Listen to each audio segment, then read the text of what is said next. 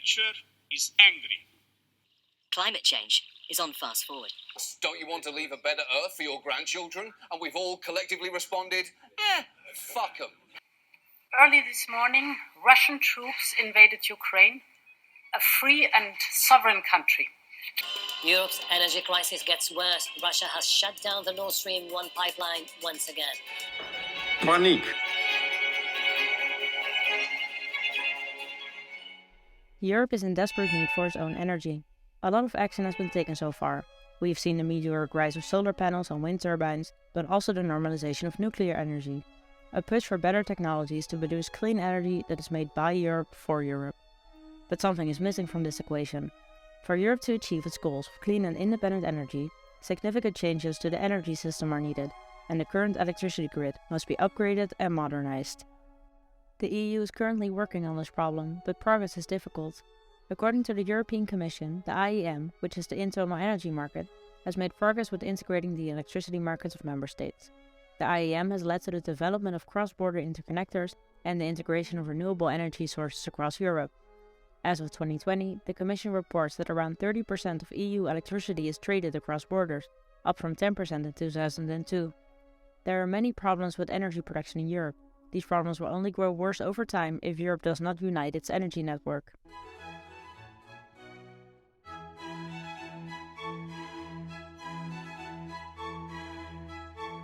The first problem is resources. For electric vehicle batteries and energy storage, the EU would need almost 60 times more lithium and 15 times more cobalt in 2050, compared to the current supply to the EU economy.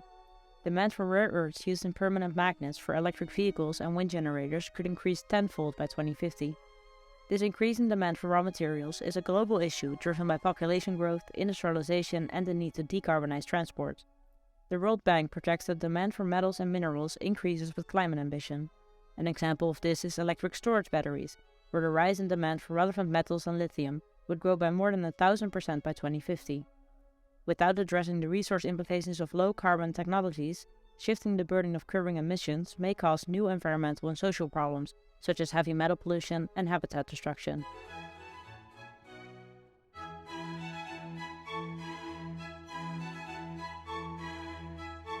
The second problem is geography. Geography plays a big role in developing renewable energy. For example, countries with more sunshine, such as Spain, are better suited for solar energy. Despite the EU's goal of reducing GHG emissions by 55% in 2030, not all EU countries have the same renewable energy potential. France, for example, has many natural resources for hydropower, wind, and solar energy, but relies heavily on nuclear power due to cheap access to African uranium.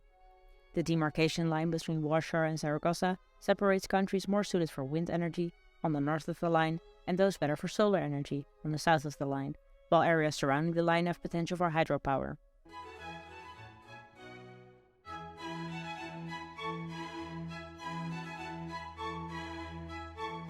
The third problem is capacity.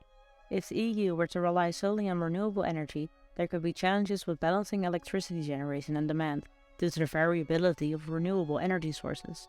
Sources such as wind and solar are variable, meaning their electricity generation varies based on factors such as weather. This can lead to a surplus or a deficit of the electricity in the grid. The current grid is not equipped to handle the increased share of renewable energy sources, such as wind and solar.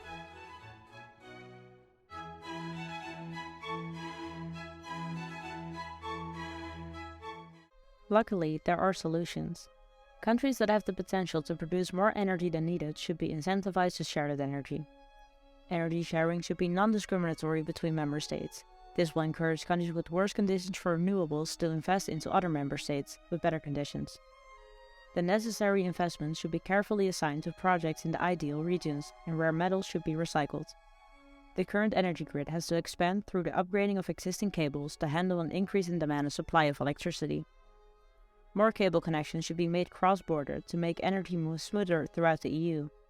To meet the goals of the Fit for 55 plans, the EU needs to invest in upgrading and modernizing its electricity grid and increasing interconnections between member states. This will require significant investment in new infrastructure, energy storage, and digital technologies. This project will be expensive, therefore it's important to know what's at stake. There is no need to build extra wind turbines or solar panels or other green technology if the grid does not grow with it. and this grid will be without function if it's not a European grid.